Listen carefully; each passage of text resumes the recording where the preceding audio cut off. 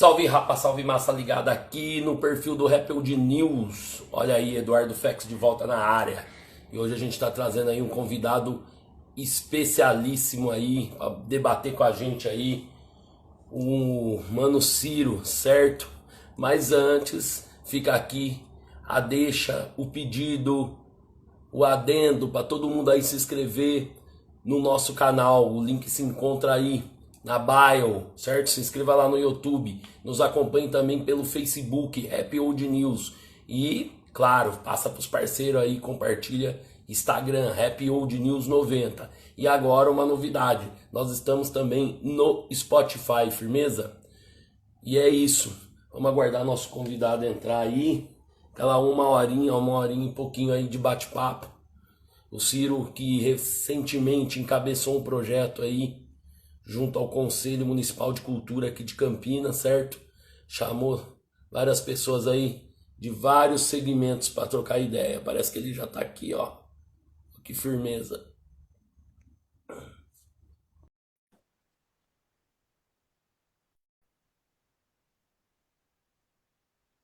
Aí não aguarda, acho que o mano já vai lá. E aí, E aí, mano, salve, salve, como é que você tá, irmão? tô rouco, tô trabalhando pra caramba, você vai estranhar, tô rouco, cara. Tô dando 9 aulas por Tá dia. rouco mesmo, hein? Nossa senhora, tá maluco. Não, esse trampo nosso aí, esses tempos de pandemia aí, complicou bastante a nossa vida, né? Uma mudança de cenário que a gente não estava preparado e a adaptação não tá fácil. Apesar de fazer quase 2 anos que a gente está vivendo esse momento maluco aí. Mas salve, salve aí, salve, salve pessoal que tá chegando aí. Quero agradecer aos irmãos do Rappel de News aí pelo convite. Uma honra trocar uma ideia com você, né, irmão? Que é nossa parceria de longa data, né? De algumas décadas, inclusive, aí. Várias décadas, diversos desentendimentos, né, mano? Que às vezes os caras veem eu e o Fê, não tá ligado, irmão também briga, né, mano? E nós Pra caramba, brigamos também, né? Faz parte. pra caramba. A gente briga porque a gente é irmão, né, cara? Aí é coisa desse jeito aí, né, mano? E é Exatamente. isso.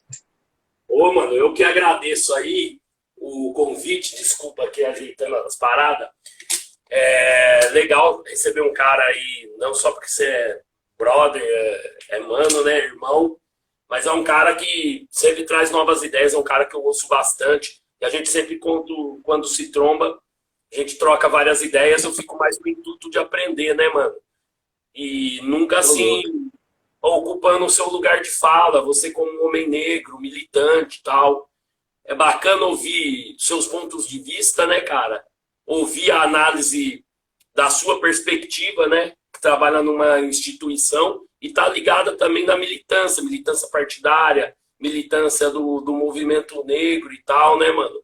Então é bastante conveniente ouvir, até pra gente aprofundar nossas análises, né, cara? Então eu que te agradeço, sei que a Sim. sua vida é corrida, a gente tentou fazer outras vezes, você tá amarradão igual eu, porra, a faculdade tá me comendo pelas pernas, e você aí com essas demandas também, você não tá fazendo pós esse ano, né? Esse ano eu não tô, cara. Esse ano eu vim de um processo aí, começar explicando um pouco pro pessoal aí, trocando essa ideia. Eu vim de um processo do ano passado um pouco bastante desgastante, né, cara? Algumas pessoas devem saber, algumas não sabem e tal, é assim. Eu, ano passado, lancei meu nome em prol de um projeto político aí para a cidade de Campinas, então, pela primeira vez na minha vida, eu me candidatei a vereador aí, mas não vereador de modo individual, inclusive você é uma das pessoas, das mentes pensantes aí, que organizaram esse processo, esse projeto. E aí, esse ano eu resolvi, eu imaginei que eu ia tirar aquele ano sabático, né, cara? Falei, esse ano tá tudo muito maluco, eu vou parar, não vou mais seguir, vou dar um tempo aí, vou respirar fundo. Mas aí as tarefas militantes não permitem a gente fazer esse tipo de coisa, né, cara? Eu achei que esse ano eu ia dar uma descansada na cabeça aí. E quando eu percebi, eu fui voltando, eu fui entrando em umas tarefas, fui entrando em outras tarefas, aí quando eu vi, o ano tá tomado de novo aí, cara. E assim estamos seguindo. A gente nunca para, né? A gente acha que vai parar, mas é difícil.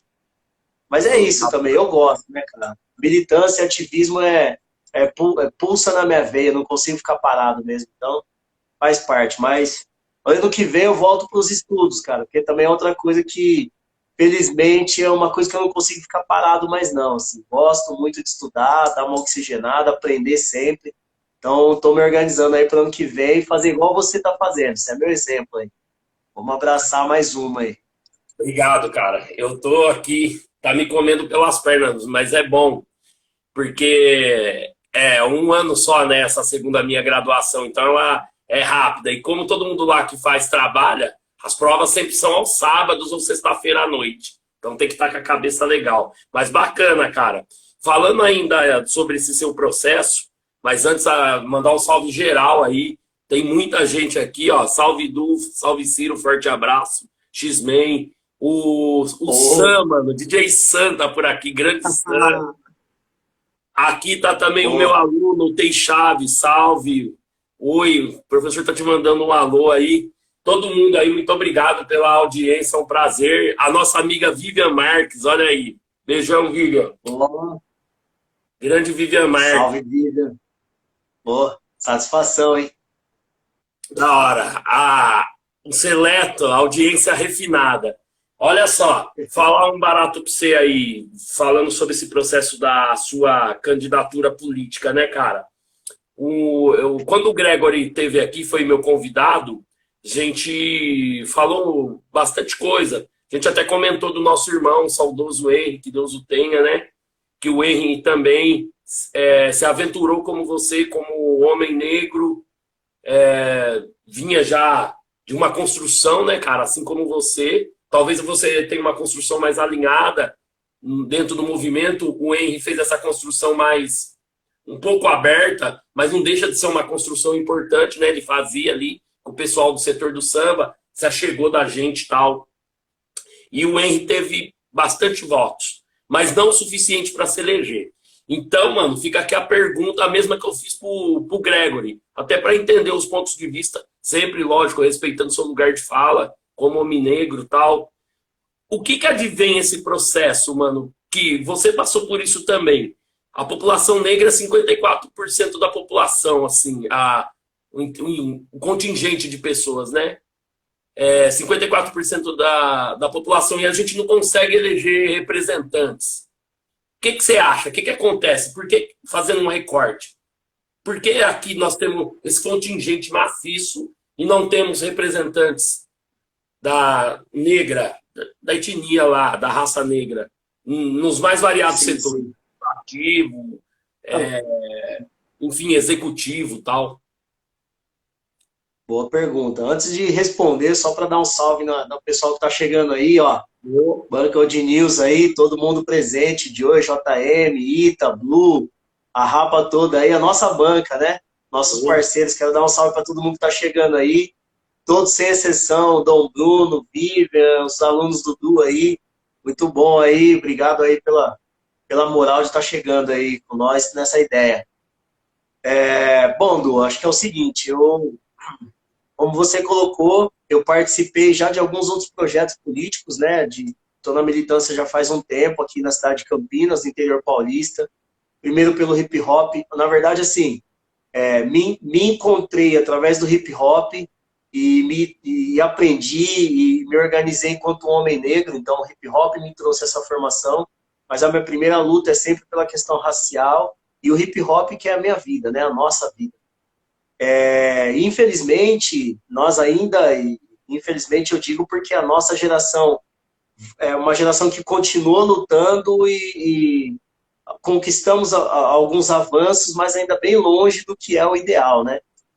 Infelizmente, o nosso país é isso, né? O racismo estrutural, racismo que vive nas estruturas e que mantém as estruturas do nosso país, é um racismo e é um pensamento e é uma forma de agir que nos mantém à margem. Eu digo, o povo preto, o povo pobre, né? Então, a gente está sempre... o sistema é sempre preparado para deixar a gente de escanteio, deixar a gente de lado, nos manter na condição que a gente está. Então, quando a gente ouve do ministro da Educação que tem muitas universidades no país, tem que diminuir a universidade, quando a gente ouve o representante máximo do país que foi eleito pelo voto, e tem que se dizer isso, né? Foi eleito pelo voto, e ele é contra a educação. Quando nós temos os representantes no nível estadual, como no estado de São Paulo, há 20 e poucos anos, o mesmo grupo dominando o estado de São Paulo e simplesmente sugando o estado mais rico do país, tudo isso é um projeto de poder que vem desde lá de séculos atrás. Então a gente está simplesmente, ou simplesmente não, a gente ainda continua vivendo sobre as amarras desse sistema racista, escravocrata, né, que muda a forma, muda os termos, mas ele continua agindo, continua nos condicionando a viver da mesma maneira. Então, simplesmente isso que a gente está discutindo aí. Eu e você estamos estudando até agora, e quantos de nós não conseguiram acessar nenhum primeiro um nível universitário, pararam talvez no primeiro colegial. Por que pararam? Porque tiveram que priorizar o trabalho, priorizar a saúde, priorizar a sobrevivência. A nossa luta diária é para sobreviver, a nossa luta não é para alçar voos maiores, porque eles não colocam essa condição para a gente. Então, quando a gente ouve do governo, agora vai ter um curso técnico profissionalizante de tal área. Bacana, eu acho que é importante o curso técnico profissionalizante, mas eu quero a graduação, porque eu quero estar além disso. Eu não quero ser a massa de manobra, eu não quero ser a mão de obra. E não menosprezando os nossos irmãos, nossas irmãs. A mão de obra qualificada é o que eles dão para nós. Mas eu quero é mais, eu quero ser o dono da empresa, eu quero ser o dono do meio. E isso eles não permitem que a gente faça, isso essa estrutura não permite. E isso está em todas as esferas. Você deve trabalhar em lugares, eu já trabalhei em diversas empresas. Quantas pessoas negras estão lá nos cargos de liderança nas empresas? Quantas pessoas negras nós vemos por aí na chefia dos lugares? E não é porque as pessoas não têm condições, aí volta tudo aquilo que eu estou falando.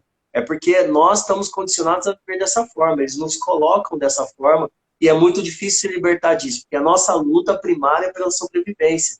Então, como é que depois a gente precisa matar a nossa população preta e pobre do país, precisa lutar diariamente para matar a fome, para depois pensar em outras coisas? E aí, quando você mata a fome, qual é a sua condição de pensar em estudar? Qual é a sua condição de trabalhar? Como é que você vai viver disso? Os alunos das escolas de periferia, e você é um professor dessas escolas, vão na escola para comer. E muitos deles só têm aquela alimentação da escola. Então, como é que essa criança, esse aluno, esse adolescente vai ter condição de disputar um vestibular, que também é uma estrutura racista, é uma condicionante para nós, mas como é que esse aluno que vem com essa estrutura vai passar nas universidades públicas? Não vai. Sobra para a gente o quê? As universidades privadas. Para alguns de nós. E esses poucos de nós ainda tem que trabalhar, ajudar a sustentar a família, cuidar da saúde. Muitos têm que sustentar a família ampliada. Como é que a gente vai ter essa condição? Aí um preto no Brasil vai chegar lá quando tiver muito mais velho. Quando tiver depois dos 40 anos, que aí a pessoa vai estar conseguindo ter uma estrutura melhor. Muitos de nós, ainda com 50, 60 anos de idade, não teve uma casa própria. E aí a gente não tem condição nem... A gente está trabalhando por um salário ou 2 salários mínimos, e aí a gente vai trabalhar até quando? Eu e você somos da geração que não vai se aposentar mais. Então, essa estrutura. Isso se reflete em todo lugar, inclusive nos partidos. Qual é o partido no Brasil que tem uma pessoa preta na direção? Nenhum.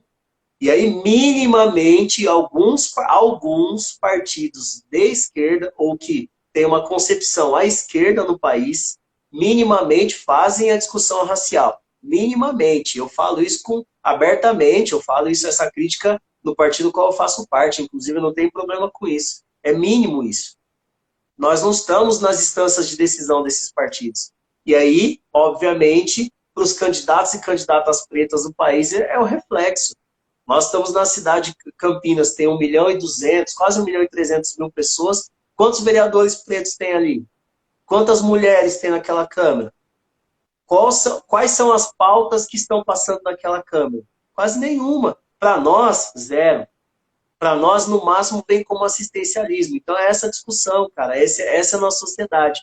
E é contra isso que a gente luta todo dia. Eu, você e muitos de nós. O pessoal que está aqui nos acompanhando, outros que estão no dia a dia com a gente. A nossa luta é essa, constante, diária. A luta pela sobrevivência e pela melhoria da sociedade. Para os nossos filhos, para os nossos próximos, né? Para nós já é muito difícil.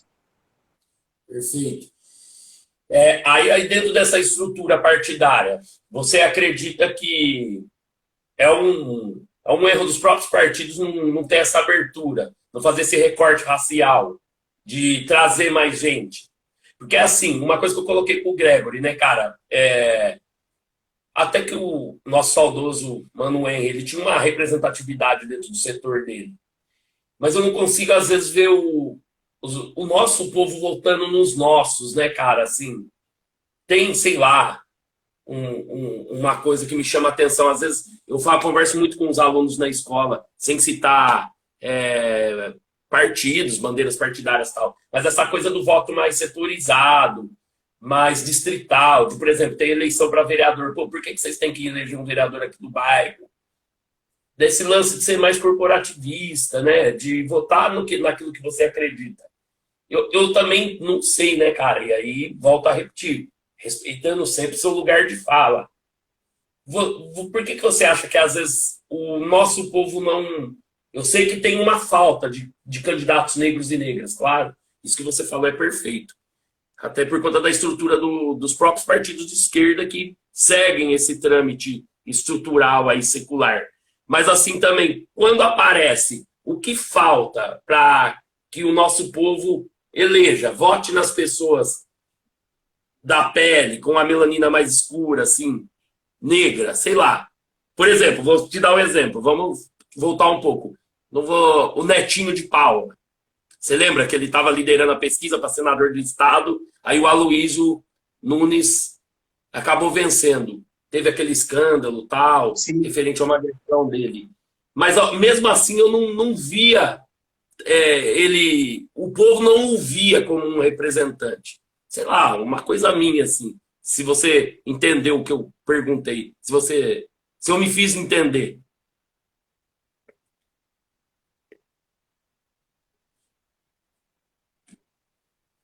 Parece que deu uma cortadinha aqui, gente.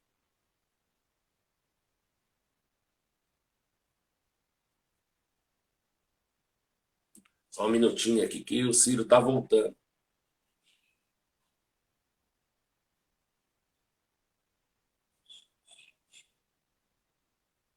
Peraí, acho que o Ciro caiu aqui. Vamos esperar ele voltar e eu já continuo o papo com ele aí. Acho que ele caiu aqui na live. Espero que vocês estejam gostando. Ah, ele já voltou aqui, ó. Isso aí.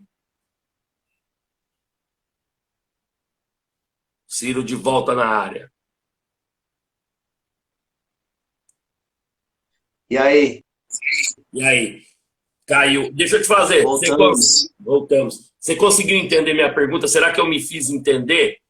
De Eu mesmo consegui ser entender, uma eu peguei pessoa até a assim, parte dos. isso, pegando o exemplo do Netinho, né, meu? Ele estava liderando a Sim, sim, pesquisa, peguei o exemplo. né? Mas eu também não consegui ver como que as pessoas se identificassem com ele, do nosso povo. Sim. Ó, os caras tirando uma onda. O Ciro caiu, levanta ele aí. Já tô de pé, já tô de pé. Mas é assim, ó, Du. Pô, Lu, ainda não, cara. Tem que dar um bom exemplo aqui, né? Mas você sabe que se tiver um intervalo é nós. Mas Sim. assim, pegando aí, Edu, sua colocação. Nós estamos falando, e aí, cara, eu quero muito que as pessoas entendam o que eu vou dizer. Nós vivemos uma sociedade com uma estrutura racista, com uma ideologia racista. Não é porque um partido de esquerda, constituído por pessoas brancas, organizado por pessoas brancas, que dentro dele não vai ter pessoas, com alguns um pouco menos, mas com tanto de preconceito racial. E aí eu vou te dizer uma coisa, nós estamos falando de uma estrutura, que um partido de esquerda é mais um extrato da estrutura social. Dentro desse partido de esquerda, que foi pensado por pessoas brancas, constituído por pessoas brancas, como é que dentro desse espaço de poder a pessoa branca vai ceder completamente para a pessoa preta? E aí nós estamos refletindo o que a sociedade é. Então a ilusão de alguma pessoa preta entender que assim, agora eu entrei no partido de esquerda, eu vou dominar esse partido. Então você não precisa entrar no partido de esquerda para dominar porque você é preto. Você pode ir para outras esferas, você pode ir para a universidade, você pode ir para a sua empresa. Não é assim, não é automático, entendeu? Esse é o meu pensamento e a forma que eu compreendo os partidos. Agora, os partidos de esquerda que se colocam à disposição de fazer a luta casada com as pautas predominantes do país, porque eu não me considero como minoritário. A pauta preta no país não é pauta de minoria. A pauta preta no país é a pauta da maioria da sociedade. É a pauta pungente latente. Se você não discutir o estrato da sociedade, a questão do racismo na sociedade, você não vai mudar a sociedade nunca. Então, essa é a discussão. Os partidos que se colocam para essa discussão e trazem as pessoas negras para fazer essa discussão são os partidos ao qual eu acredito, ao qual eu apoio, ao qual, inclusive, eu estou filiado hoje. É esse tipo de concepção que tem que ter, senão não serve. E aí, falando um pouco do voto negro, que é um pouco do que você trouxe, é uma estrutura tão complexa isso, cara, tão complexa, que a gente ouve até uns absurdos da própria população preta, né, no país. Mas é assim, nós vivemos uma sociedade branca, racista, preconceituosa, com uma estrutura baseada no racismo, pela cor da pele, pela condição social. Essa sociedade nos forma e nos educa todos os dias. Pessoas brancas, pessoas negras, pessoas não brancas, pessoas não negras, né? Pessoas de toda a orientação sexual. Essa sociedade, com toda essa carga de preconceito, historicamente, que está educando todo mundo. Como é que essa sociedade vai educar uma menina ou um menino preto, uma criança ou um adolescente preto, para ele entender que a questão da raça, a questão dos seus iguais, dos seus pares, é uma questão que ele precisa compreender e que ele precisa lutar junto. Ele vai absorver aquele conteúdo, ele não vai estar preparado para isso.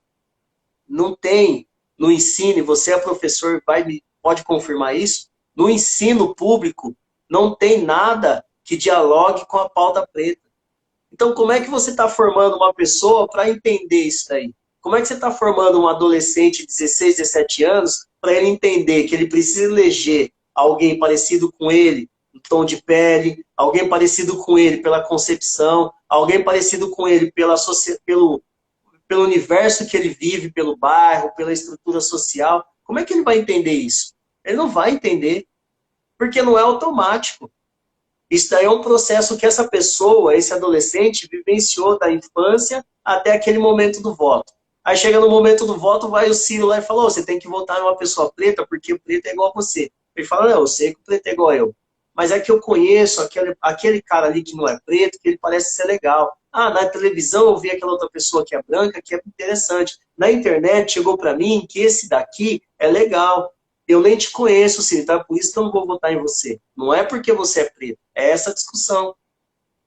Agora, numa sociedade que faz uma discussão de verdade sobre a questão racial, sobre a questão social, é uma sociedade que automaticamente vai começar a eleger os seus pares, vai começar a acompanhar os seus pares, vai começar a ajudar os seus pares. E aí nós vamos mudar o nível. Mas não é a sociedade que nós estamos vivendo hoje, infelizmente. E aí esse trabalho é um trabalho de formiguinha, que não é culpa do professor, como você que está lá na sala de aula. É culpa da estrutura social que a gente vive. Quais são os livros das escolas que são enviados para você, para vocês, da sua categoria, para vocês fazerem a discussão social e racial com qualidade? Qual a estrutura que vocês têm para isso? Nenhuma. Então, como é que eu vou culpar você? Você está lá, fazendo o seu papel, mas a gente precisa de uma estrutura que está por trás de você. E essa estrutura nós não temos. Quantas diretores e diretoras negras, negros, tem de escola pública na cidade de Campinas? Eu estou falando da pública. 10 anos que eu estou trabalhando no estado, só a dona Simone, assim, que ela é retinta. E nem... Agora vamos...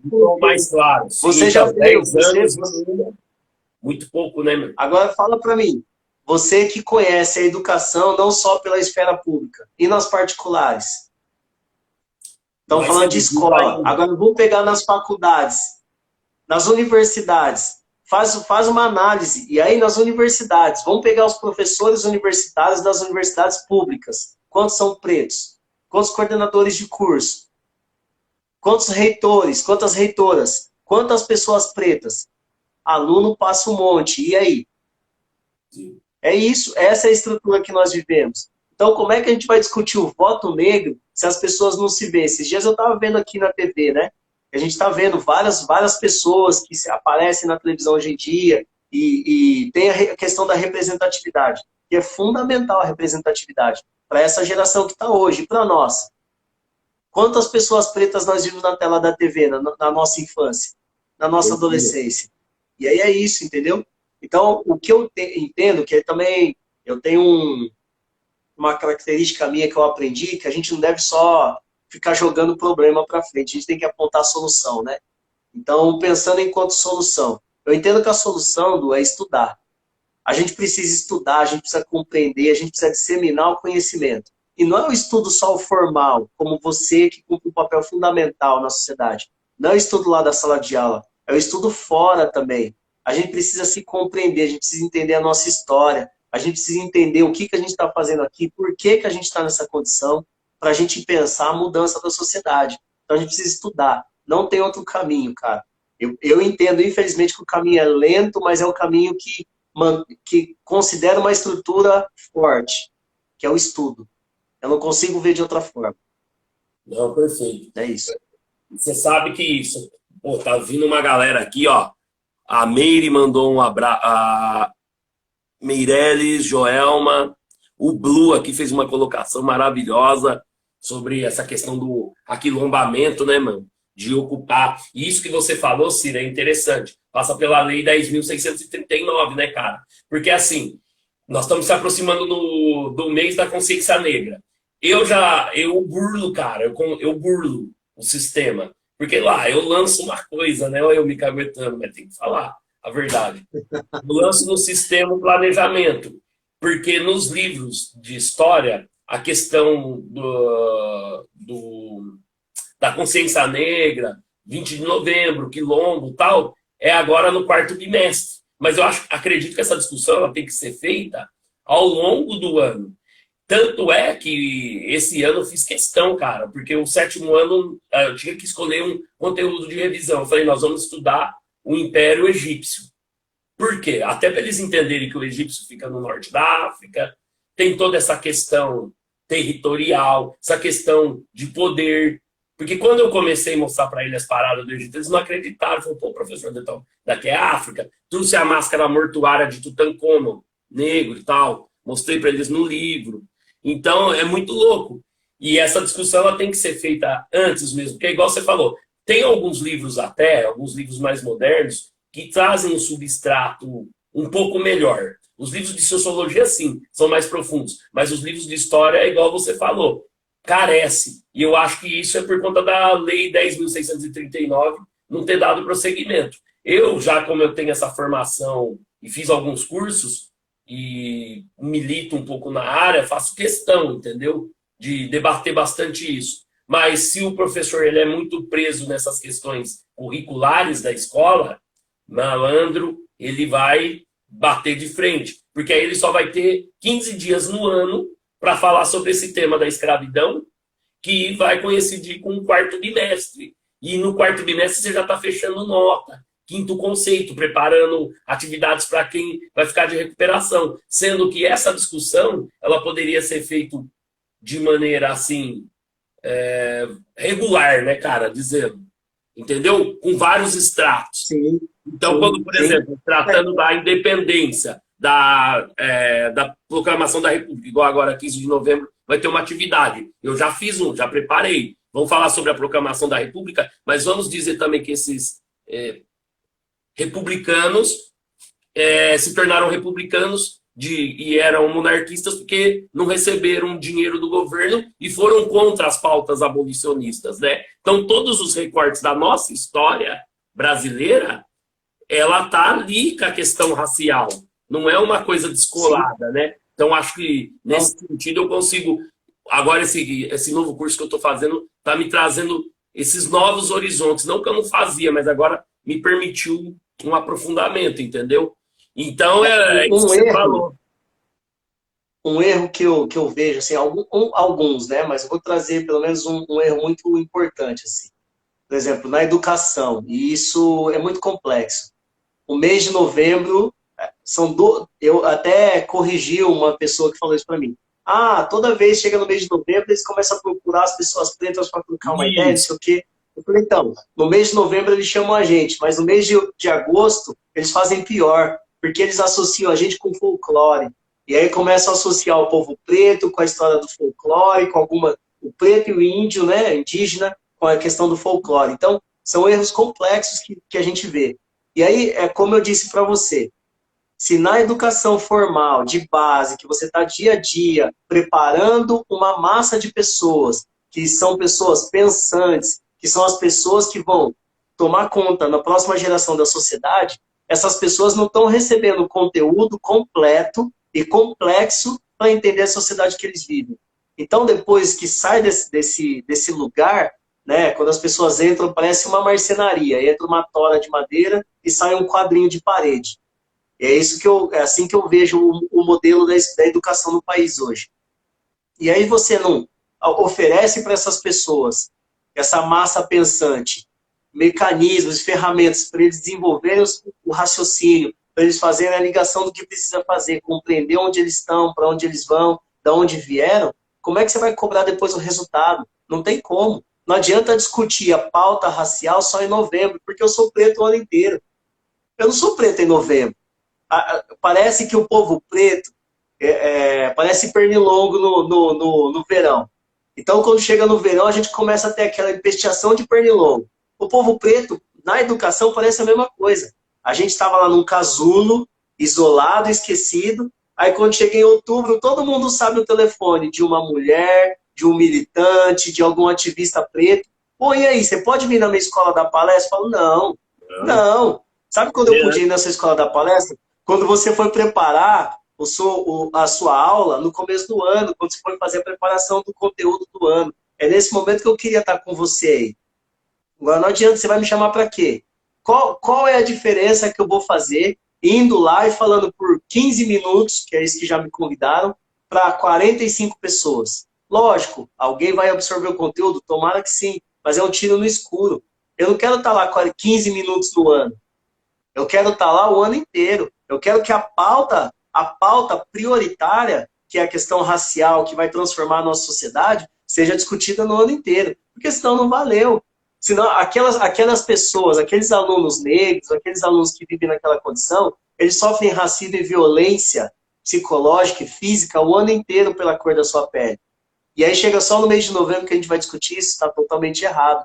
E aí, só para falar um pouco do contexto anterior, que a gente estava falando da estrutura dos partidos, Du, quando a gente chega num partido de esquerda, e isso é fato, sabe o que eles vão discutir com a gente? A Revolução Russa.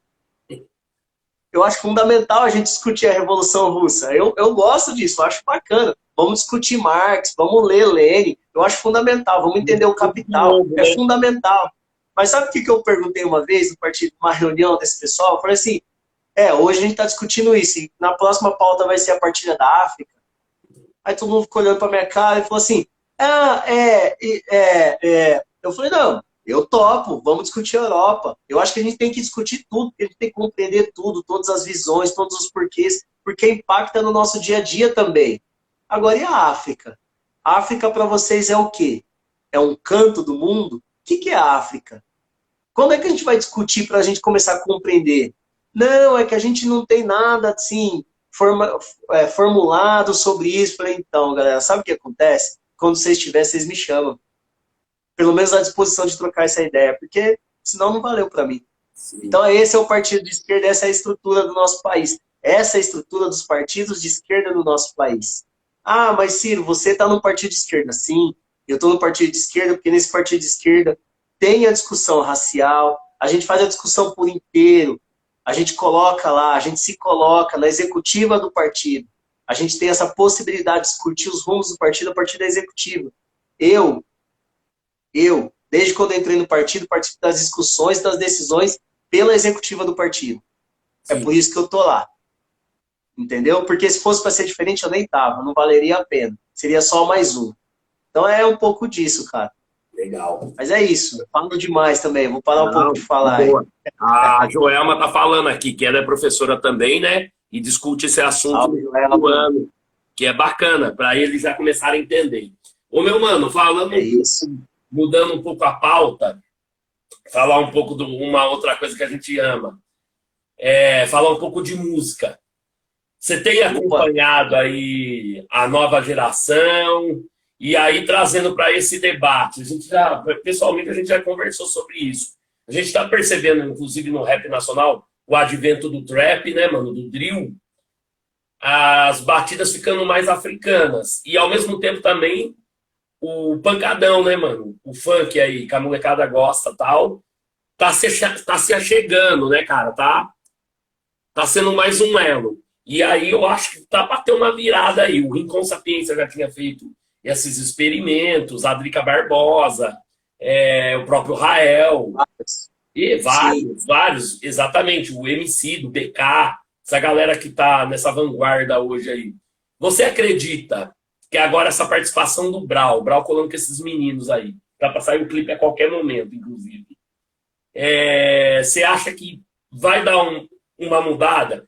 Lógico, não estou falando aqui que todo mundo é obrigado a ouvir. Até a gente tem que respeitar isso. A gente que veio Com de uma outra certeza. escola de música é muito mais exigente, né, cara? Nós somos mais exigentes, de certo modo, nós somos até, vamos dizer assim, conhecedores, expert em música, porque a gente ouviu muito. A gente tem um grupo de debate de música. Pessoal que está do Rappel News, mandar um abraço ao JM aí, que sempre traz informações, o Ita, o próprio Sim. Risada, um puta de um professor, né, cara? Muito, A gente discute muita coisa. o tempo todo de MPB funk. Então a gente tem uma régua muito alta, né? Que às vezes até nos coloca num pedestal de a gente se achar superior ao que a molecada tá ouvindo. Mas ao mesmo tempo também a gente dá uma afastada, né, cara? Eu não, e eu respeito quem se afasta, não é isso? Eu já uso isso como ferramenta na escola, uma maneira de se achegar dos alunos. Eu ouço um pancadão, pá, que eu ganho os moleques na ideia, né?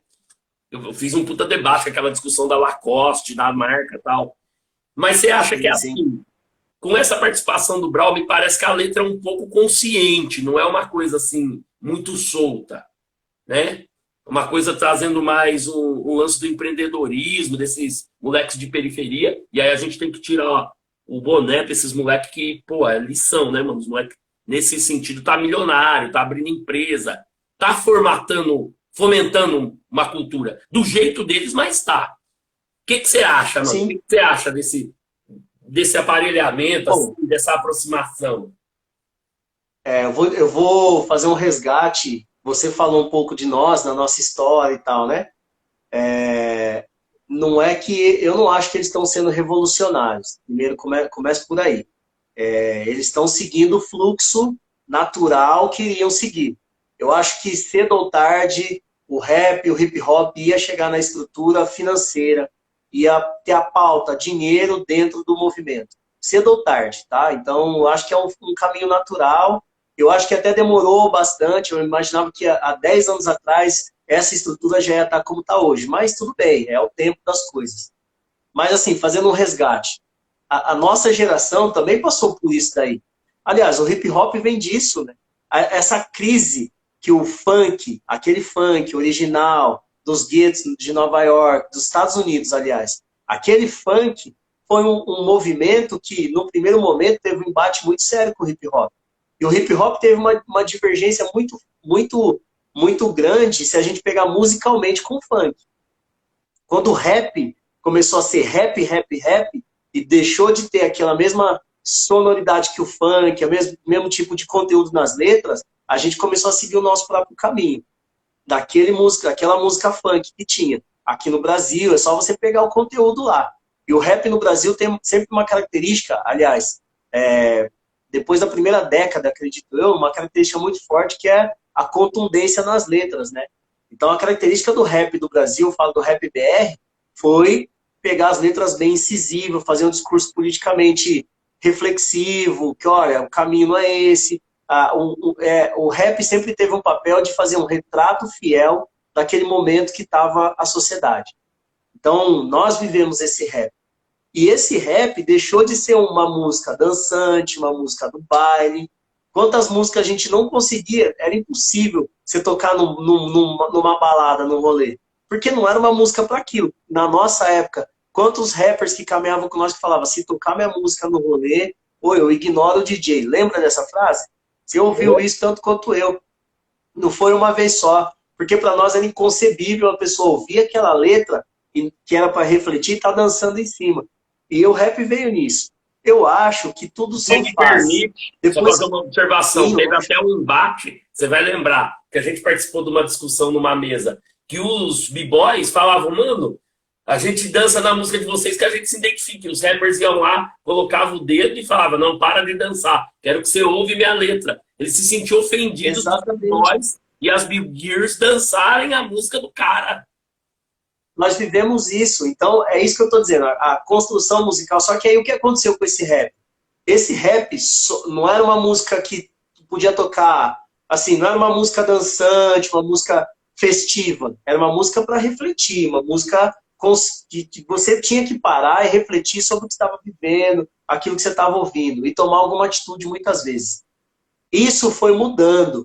E aí, eu ouvi muitas vezes, você também ouviu essa crítica, que o rap no Brasil devia ser mais musical, devia ser mais sonoro, devia ser mais suscetível aos ouvidos. É, E tem aí, mais vários groove, DJs né, mano? colocavam Tem isso mais para nós. groove. E aí, o que aconteceu? O funk, teve uma época que o funk chega no Brasil, e aí o funk se coloca como uma música muito contundente na periferia. E aí eu vou abrir um parênteses aqui. Nossos amigos e amigas que não gostam do funk, da música funk. Eu também não gosto de várias letras da música funk. Agora, nós temos que dar maior palmatória, que aquela batida que é africana, é uma batida que é nossa, que é africana, que mistura com a latina, que tem tudo a ver com nós. É muito difícil você ouvir um beat do funk e ficar sem movimentar nada no seu corpo. É muito difícil. Quando você percebe, você está mexendo a cabeça. No mínimo. E se você é uma pessoa mais discreta, você está mexendo o pé. Mesmo que seja dentro do tênis. Você está mexendo disfarçadamente para ninguém saber. Mas tá, porque aquela batida contagia. E aí, a minha crítica a isso é que, como você mesmo disse, a nossa escola é outra, a nossa formação musical é outra. A esse tipo de letra, a maioria que eu ouço nos funks, eu não gosto. Mas não é só o funk, porque as músicas do momento são trap e essas outras eu também não gosto. Vou ser sincero para você, eu pulo, eu saio fora das maioria das novidades, entendeu?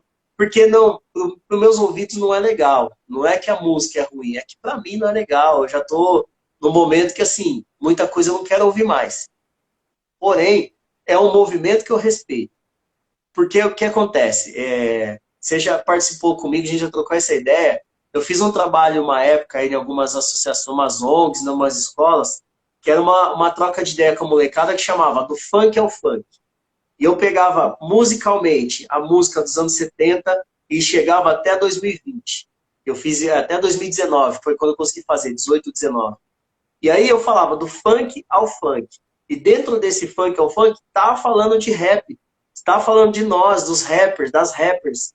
Porque a gente musicalmente transita nesse universo. A gente veio do funk e a gente vai passar pelo funk do Brasil de hoje e vão continuar fazendo rap, com misturas ou totalmente diferentes, mas nós vamos continuar fazendo rap, porque a música é isso. Não tem fronteira musical, cara. Eu sempre acreditei nisso. Entendeu? O rap, a música preta, a música latina, ela não tem que ter fronteira, não tem que ter limite, você tem que experimentar mesmo, fazer de tudo. O drill, o trap vem para isso. Lembra do Dirt Sound? O que era o Dirt Sound quando chegou para nós? Aquilo lá, para nós, eu e você que curtiu outro estilo de rap, aquilo era horrível.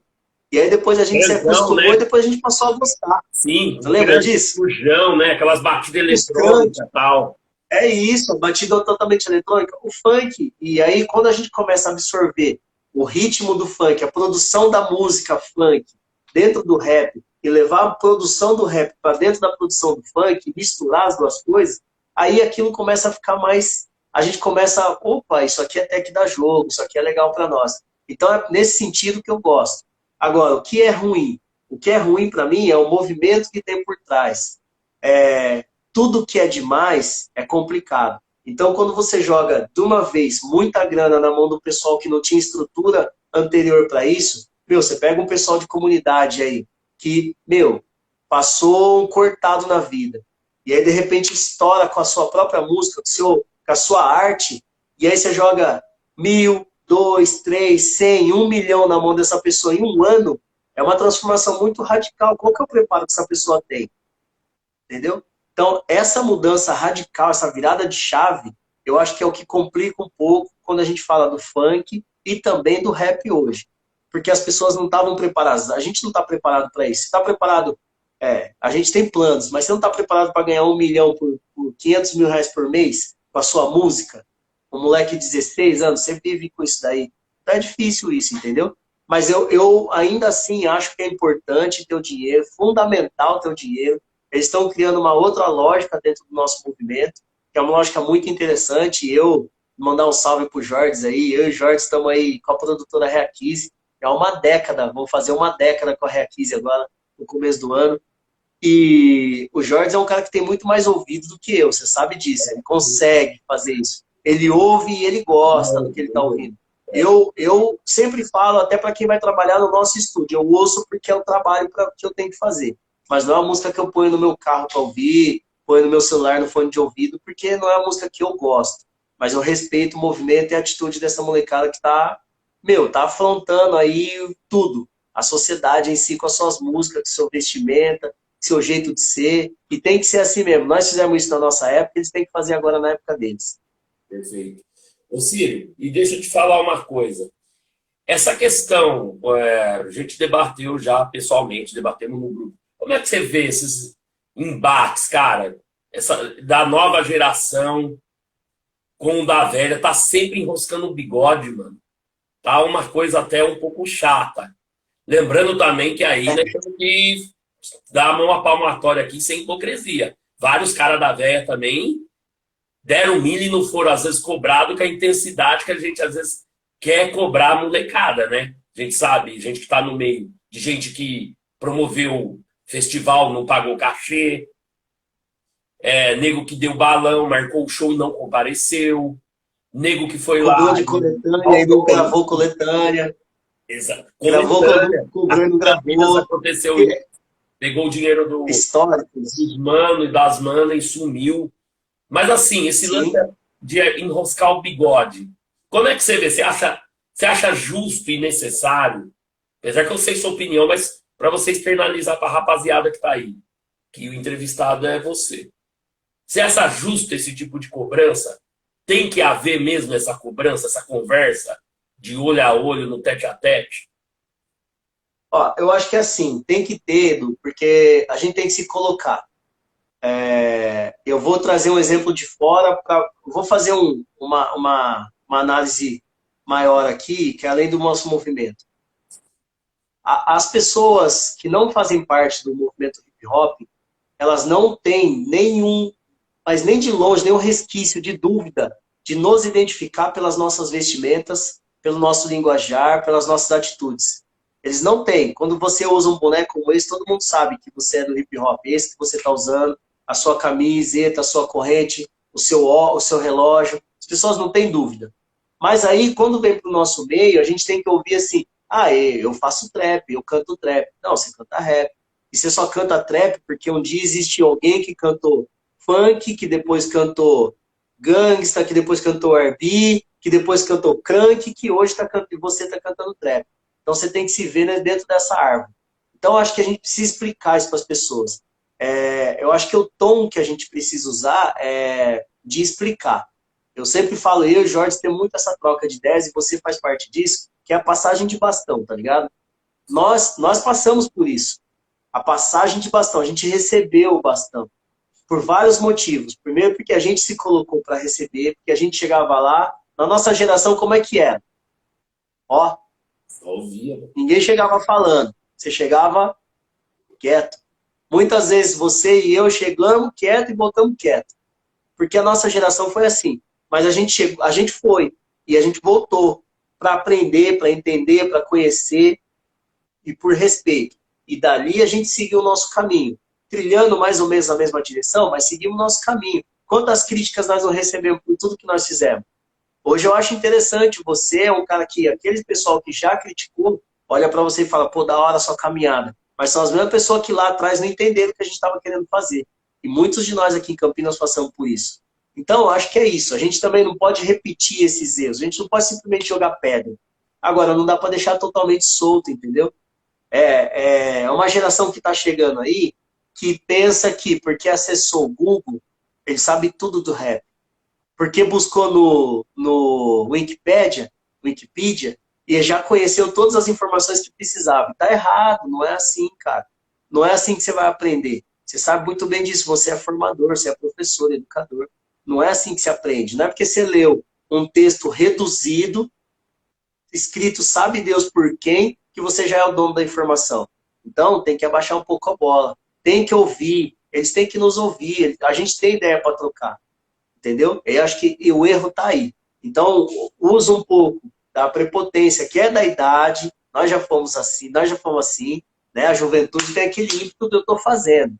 Só que você tem que ouvir os mais velhos. O respeito ao mais velho é isso, cara. A nossa tradição, principalmente o povo preto, quem estiver ouvindo aí, meu, a nossa oralidade sempre foi essa. A gente ouviu do mais velho, aprendeu com o mais velho, formatou da nossa forma e passou para o mais novo. A gente aprendeu assim. Oralidade, mano, tradição africana. Aí essa geração está querendo quebrar um pouco essa lógica. Quebrar por causa do advento da internet. Lógico, a gente não tinha internet, a gente tinha que a nossa fonte era trocar ideia com eles. Mas a internet tem uma parte das informações, um resumo. Então eles têm que entender isso. A facilidade de que a gente tem, por exemplo, que eu estou falando com você hoje, a gente fazia uma vez por semana no centro da cidade, mas era uma vez por semana que a gente fazia aproveitando o máximo que podia. Isso aqui facilita a nossa vida, nós podemos fazer isso várias vezes, por várias horas. Legal. Mas isso daqui não resolve todos os problemas. Você tem que ouvir as pessoas mais velhas. Então esse é o erro. Agora, os mais velhos também, meu, tem um outro lado aí também que você colocou muito bem, você sabe que eu compartilho com você. Meu, como é que eu, mais velho, vou cobrar do mais novo por uma coisa que nem eu fiz? Por uma atitude que eu não tive. Eu vou cobrar um acerto em cima de um erro que fui eu. Eu fui um ser errante até ontem, agora eu quero cobrar que a pessoa só acerta. Não é por aí. As pessoas aprendem também com os erros dos outros, a gente tem que ser espelho. E aí eu vou falar para você que eu faço isso na minha casa. Os meus filhos eu falo, ó, já fiz isso aqui de errado e putz, tentei fazer isso aqui, deu merda. Eu falo numa boa para os meus filhos isso. Do jeito que eles vão compreender, com os termos que eles vão compreender, mas eu falo, sabe por quê?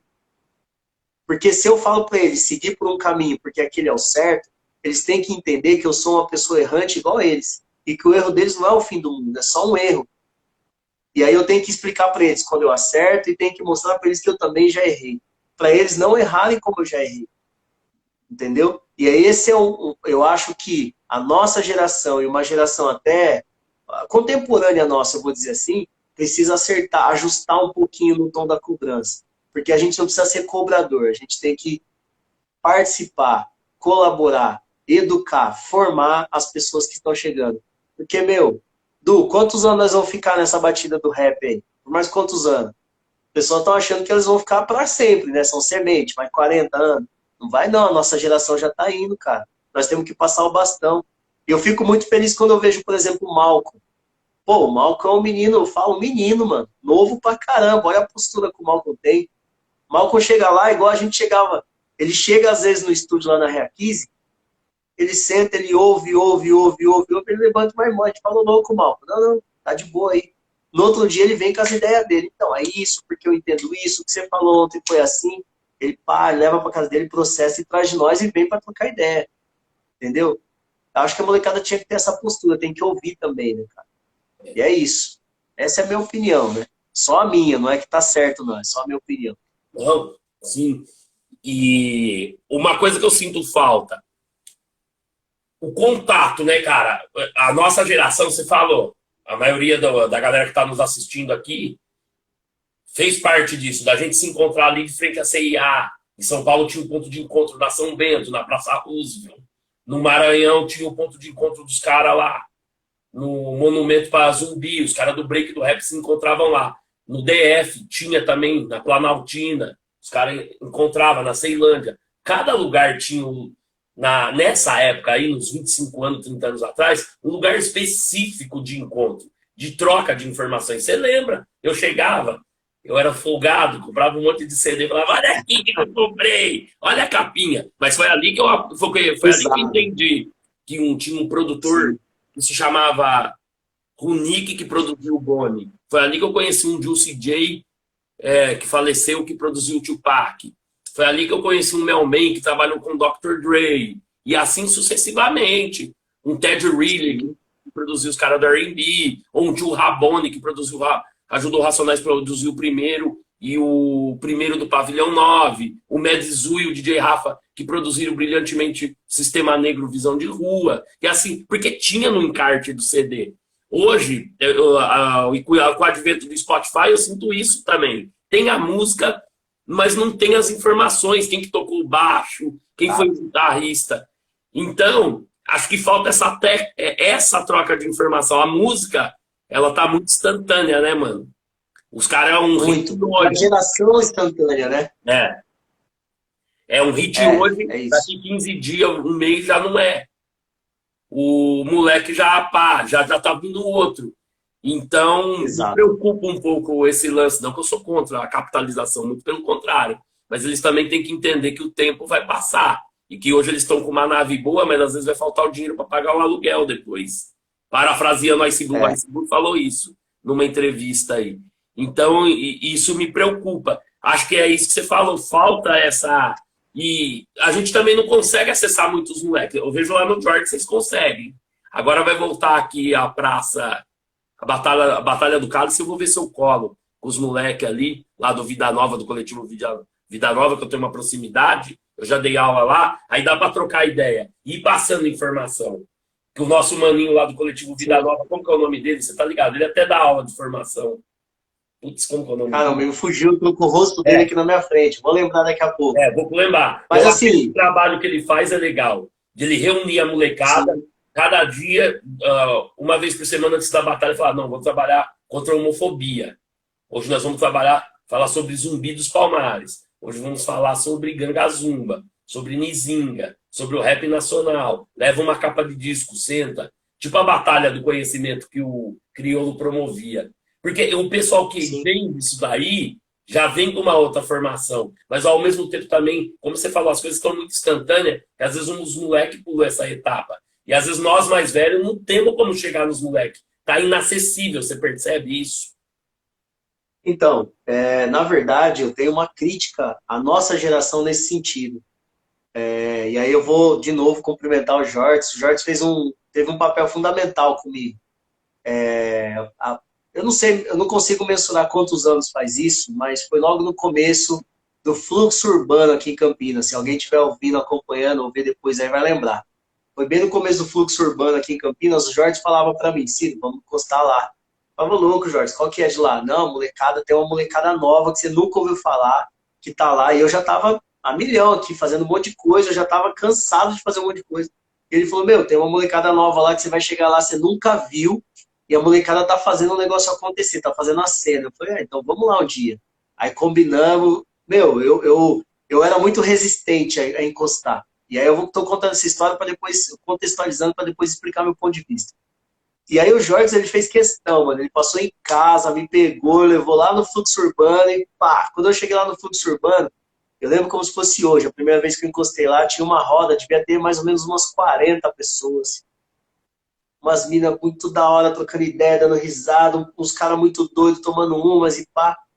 Sabe quem me conhecia nesse rolê? Só o Jorge, mano. E aí todo mundo conhecia o Jorge, e eu não. E todo mundo olhou pra mim assim, porque todo mundo se conhecia. Eu era o único desconhecido no rolê. Todo mundo olhou pra minha cara, assim, deu aquela disfarçada, e tipo, de repente, esse é o cara que tá chegando. E aí a coisa rolou, eles estavam fazendo batalha, mano. E aí era uma caixinha de som totalmente precária, que os molecados estavam lá tirando uma onda, e rimando, e rimando, e rimando, e rimando. E tinha uns caras bons ali no rolê, tinha uns caras que rimavam que eu falava, louco, mano. De onde que veio esse cara? De onde que veio? Tinha umas minas lá que eu falava pra você, Edu.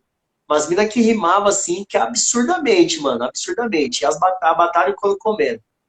Terminou a batalha, o Jorge batalhou, trocou uma ideia com todo mundo, começou a me apresentar. E todo mundo falava, quem? Ciro? Quem que é esse cara? Ciro? Ah, legal, ô, prazer, Ciro. Aí eu fui embora com o Jorge e isso ficou na minha mente. Eu falei, mano, eu cheguei num lugar em Campinas, já fiz um monte de coisa, essa molecada nunca ouviu falar de nada do que eu fiz, não faz ideia de quem que eu sou. Sabe o que que eu fiz? Eu tomei pra mim, eu falei, Jorge, vamos voltar lá, mano, tem alguma coisa errada. Sabe o que que eu identifiquei que tinha um erro ali? O elo. Mano, se eu quero que essa molecada siga por um caminho que é o correto, eu tenho que ir lá e mostrar pra eles qual que é. Eu tenho essa obrigação, mano. Porque alguém fez isso pra nós, Du. Os caras lá de trás foi passando e foi passando e foi passando, e alguém passou para a nossa geração. E a nossa geração Fez o quê? E aí, mano? Aí como é que eu vou cobrar de uma molecada que tá seguindo por um rumo que eu não acho que é o ideal? Eu nunca cheguei a trocar uma ideia com essa molecada. Meu, eu lembro quando eu cheguei lá que eu troquei ideia com a molecada sobre o caso do hip hop. Eles só conheciam a casa do hip hop de fora de Campinas, as que existem por aí. Eles nem sabiam que tinha casa de hip hop em Campinas. Eu falei, não, mano, tá errado isso daí. Casa do hip hop é um fruto de uma luta de muita gente. Vocês têm que, no mínimo, conhecer. Mas como que eles iam conhecer? Eles iam conhecer se alguém fosse falar para eles, para aquela molecada. E eu fiz isso. Eu e o Jorge estava lá e nós cumprimos esse papel. E depois de um tempo, meu, a gente começou a ajudar eles a organizar outras batalhas. Foi a batalha do Fluxo, depois foi a batalha na Casa Hip Hop, foi a batalha no Taquaral. E a gente começou a não querer Vida dominar Nova, a que vocês batalha. ajudaram. Exato, exato. A gente sabe o que o nosso papel era? E a gente levava estrutura para essa molecada. E tem um cara, mano, que vai lembrar que ele deve estar acompanhando a gente aí, que é o Gaber, mano. Gaber Rap Sim. Foi um cara que brigou comigo, mano. E hoje nós somos amigos. Ele brigou comigo porque ele falou assim pra mim, ô, quem é você, mano? Você tá chegando agora no rap aqui em Campinas. Nunca ouvi falar de você, você tá querendo dominar o rolê. Você tá falando pra nós que o que a gente tá fazendo tá errado. Aí eu falei pra ele, não, cara, você não tá entendendo o que eu tô falando. Não, você tá assim, o Jorge lembra disso aí. Sabe por quê? Ele entendeu que eu tava falando pra ele que o erro tava ali, porque eles estavam sem estrutura nenhuma. À mercê, mano, da polícia, da boa vontade dos empresários. Eu falei, não, só que tá errado. E aí eu fiz o quê? Eu comecei a mandar ofício para a Guarda Municipal, comecei a agendar equipamento de som, para eles fazerem o negócio, porque eles estavam fazendo com qualidade. Esse era o meu papel. E aí o Gaber entendeu e a gente hoje virou amigo. Mano. E não só ele, como várias pessoas daquela época. Porque é isso, Du. A nossa geração tem que fazer isso. Essa molecada, que a gente trocou uma ideia que era uma molecada naquela época, hoje são pessoas, são os caras que estão dando linha no rap, como o Gaber, como o da Lua, que saiu dali também, e vários outros. E esses caras vão, e essas minas, esses caras, daqui a alguns anos vão ter a obrigação de passar o bastão. E aí, como é que eles vão passar o bastão? Do jeito que alguém passou para eles, né?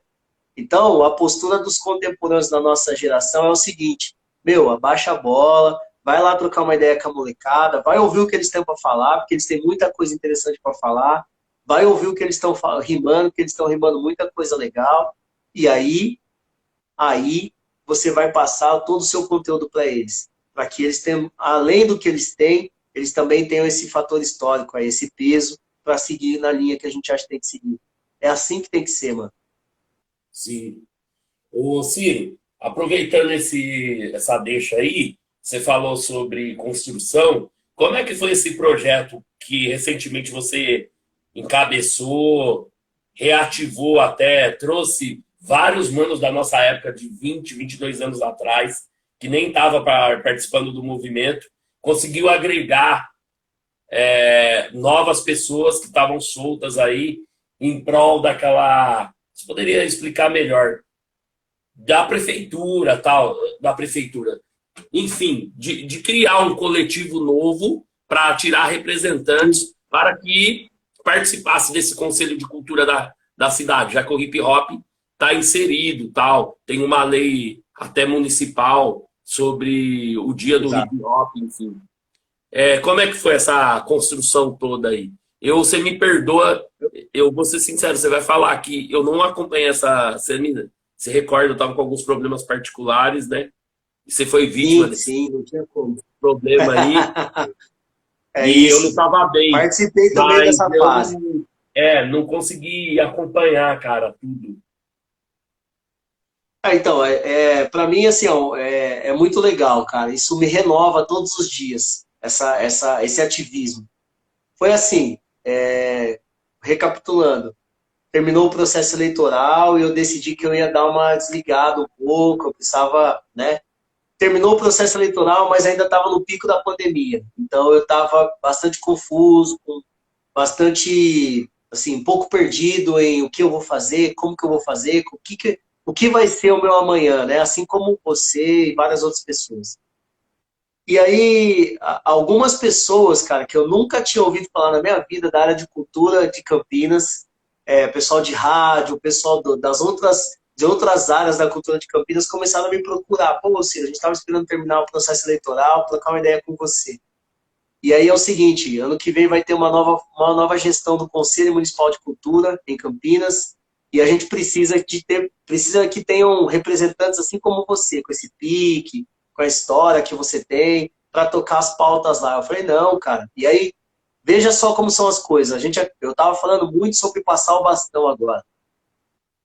Essas pessoas estavam me procurando e trocaram ideia comigo com o seguinte contexto.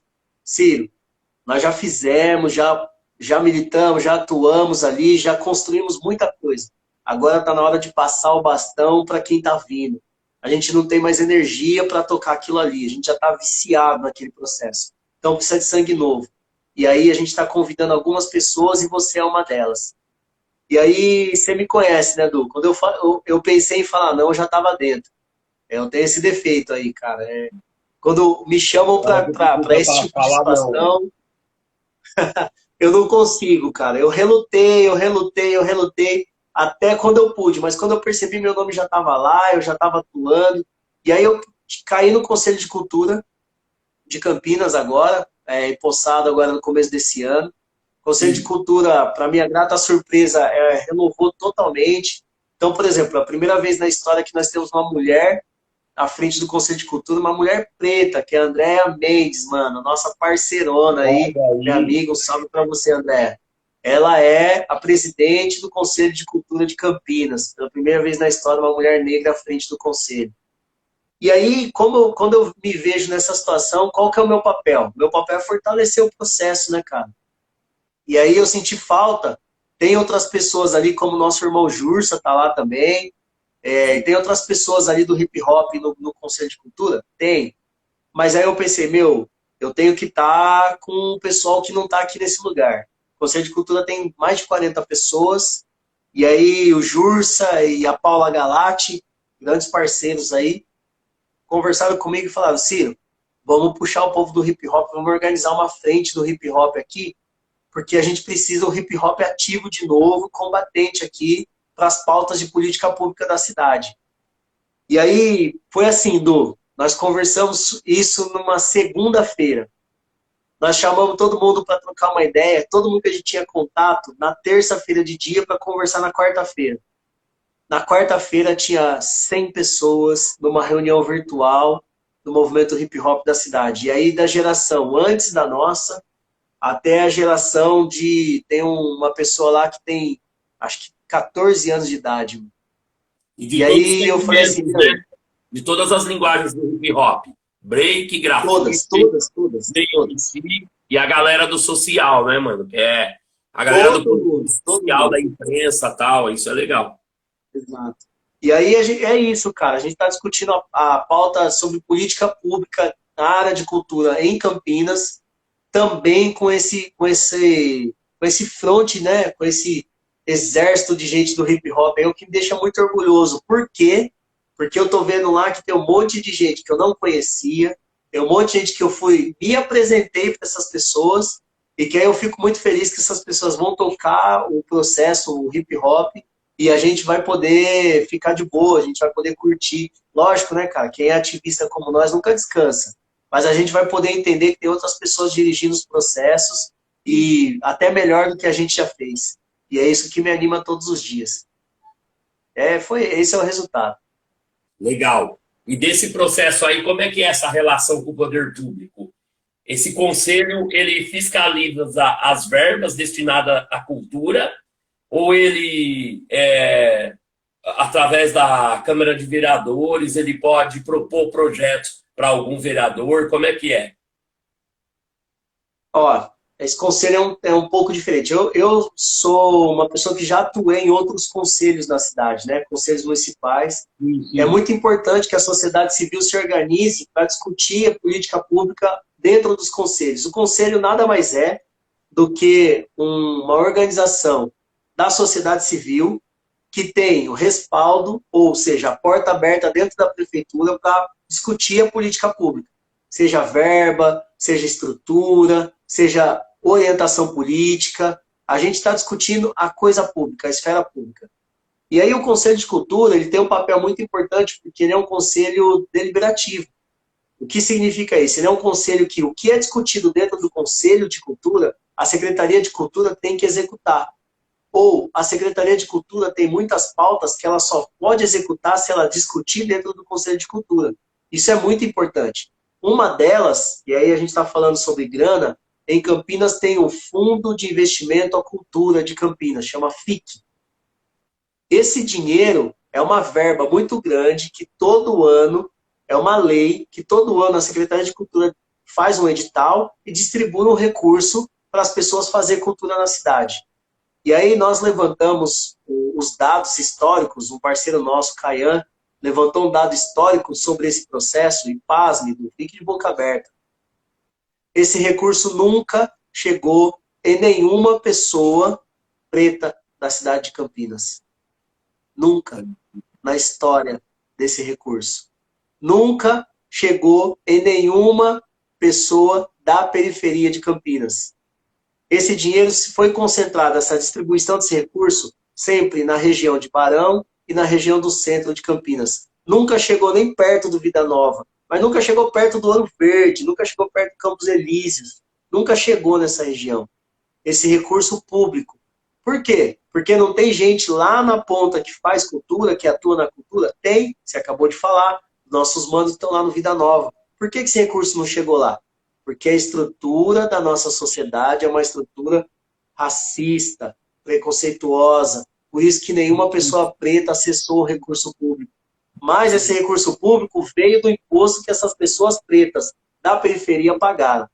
Porque é o imposto municipal que é destinado uma parte para distribuir com recurso para a cultura. Entende? Sim. Esse ano nós fizemos uma grande diferença que é esse recurso vai chegar nas pessoas pretas e de periferia da cidade. Por quê? Porque nós reescrevemos esse edital. E eu, antes de vir para a nossa conversa agora, eu estava na última reunião, que a gente estava refinando, revisando os detalhes desse edital que vai sair agora, ainda esse ano, para distribuir o recurso. Com a garantia, via critérios de edital, com garantia de que esse recurso vai ser distribuído por todas as regiões de Campinas, obrigatoriamente e majoritariamente para pessoas pretas. Então, esse é o papel que a gente está desempenhando dentro do Conselho. Eu estou só tentando, cara, fazer parte de um processo, né? Eu não sou um cara que faz história, eu faço parte, junto com um monte de gente, de alguns processos, que eu espero que no futuro a gente nunca mais precise olhar entre nós aqui, trocar uma ideia e falar assim, pô, tem um recurso lá em Campinas que é distribuído por pessoas e nunca chega nas pessoas pretas. Então é por isso que eu estou fazendo parte desse processo, para essa história acabar. Então daqui para frente vai chegar sempre. É legal isso que você está falando.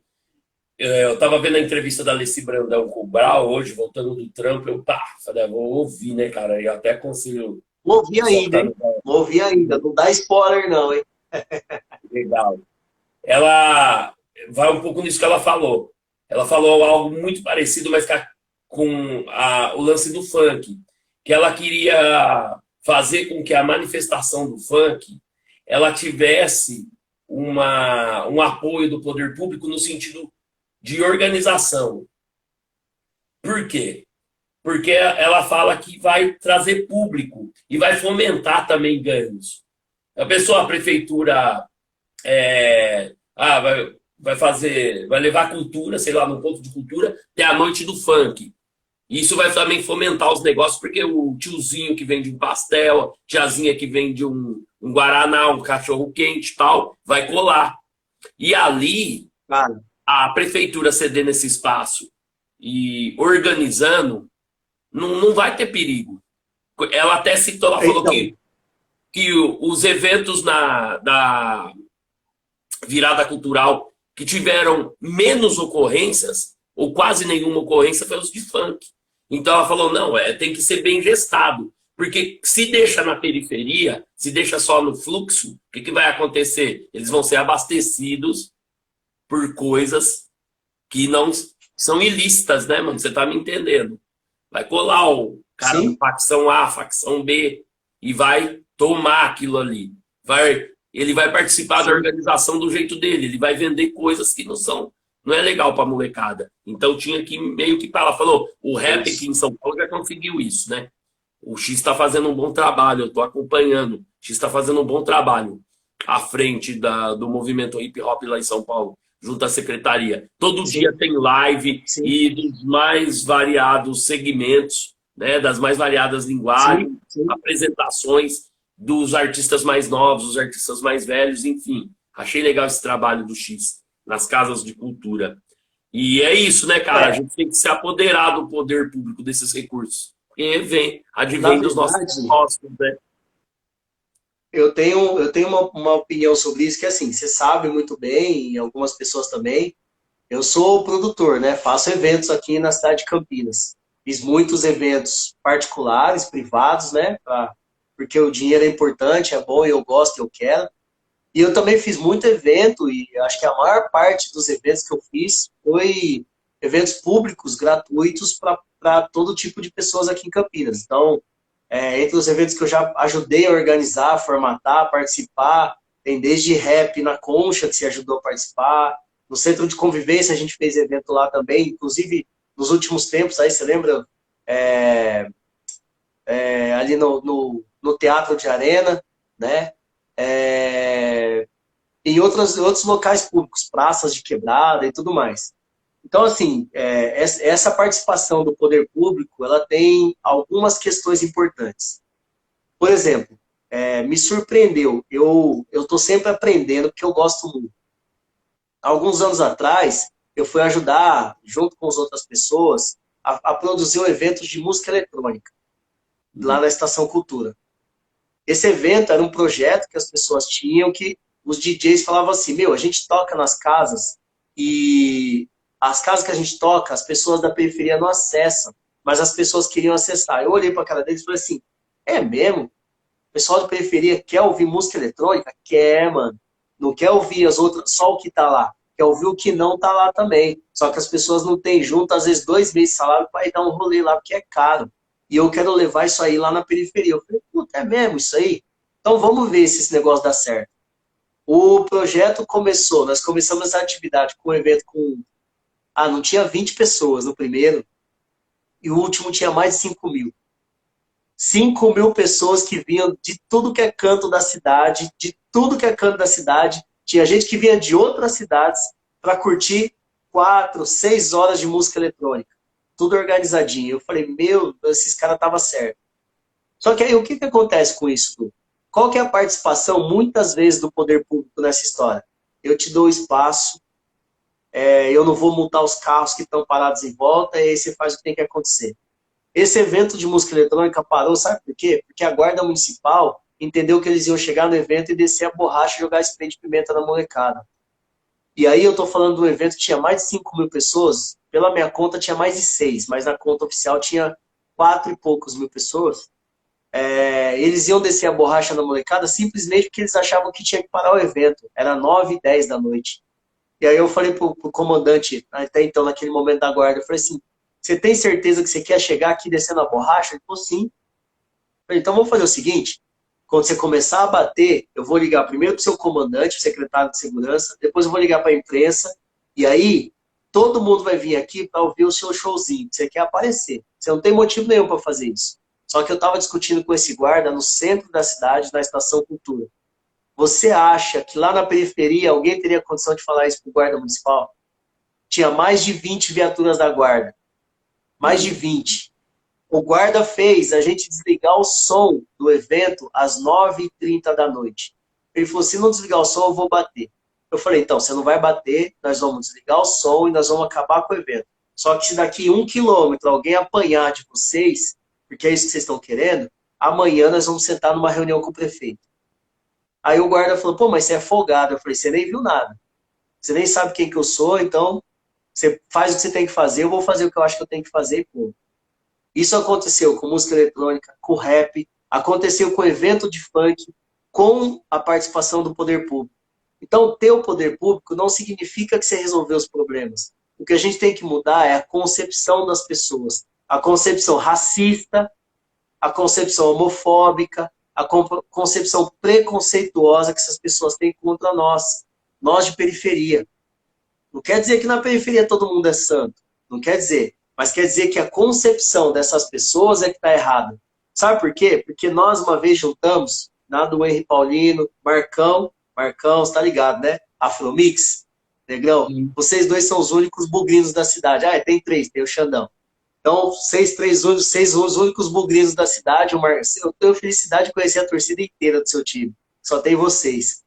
E aí o Marcão faz o evento, a gente estava fazendo outros eventos na estação, o Henry fazendo outros eventos. Nós sentamos lá com a com a secretária de Cultura naquela época, o secretário da Guarda Municipal, o secretário de Segurança Pública.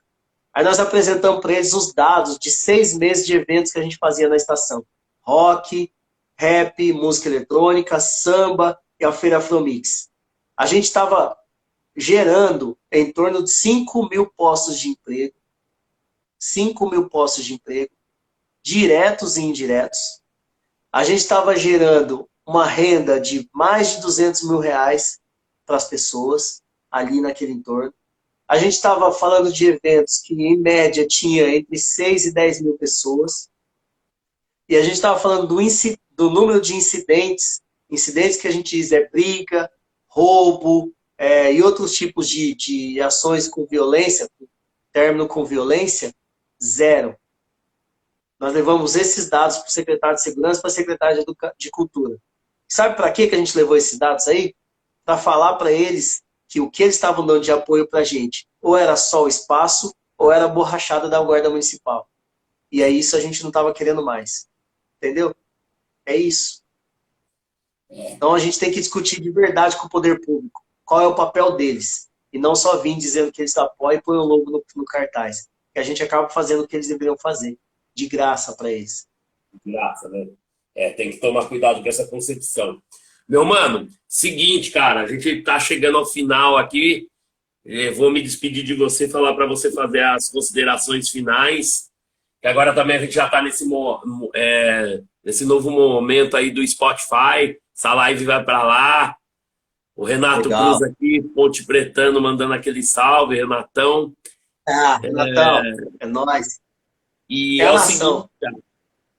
E aí, tá bem lá? Tá bem lá? Tá, né? Vamos Não ficar. vai cair, não. Vai dar tudo certo. No final dá tudo certo. Não vou dizer tomara, não. Mas é isso. Brincadeiras à parte, mano, fica à vontade para fazer suas considerações finais, dizer pra galera que essa live vai pro YouTube, depois vai também pro Spotify, para todo mundo nos acompanhar lá no Spotify, acompanhar o canal Rappel News. Já estamos com quase 110 vídeos, quase 1.000 inscritos, o Spotify tá indo bem. E é isso, meu. Fica à vontade aí para fazer suas considerações. Eu vou tentar organizar, vou chamar uma live com o Israel e eu já estou organizando com o Marião, nosso parceiro. É isso. Os professores, né? Tem que trazer os mestres também. O Marião, nós devemos benção para ele, né? Esse daí não tem nem o que falar. É o professor, tem que trazer. Mas assim, primeiro eu quero agradecer a você e o Lu aí da Maloc, os caras vocês são parceiros demais, né, cara? Eu que convivo com o projeto Rappel News desde da ideia, né, quando ele começou, e sou muito feliz, muito grato por essa convivência, mais um projeto que a gente está trabalhando junto. Então, quero agradecer muito a vocês pelo convite, agradecer pela estrutura, pela condição. Aí, Lúcio, tô ligado que você tá aí, você tá acompanhando, sempre dando aquela força, aquele suporte. E nós que aguentamos o Du, né? Nós que sofremos com o Du junto, então a gente sabe como que é difícil, né? Mas é isso, o Du é nosso parceiro, nosso irmão, né? Fazer o quê, né, cara?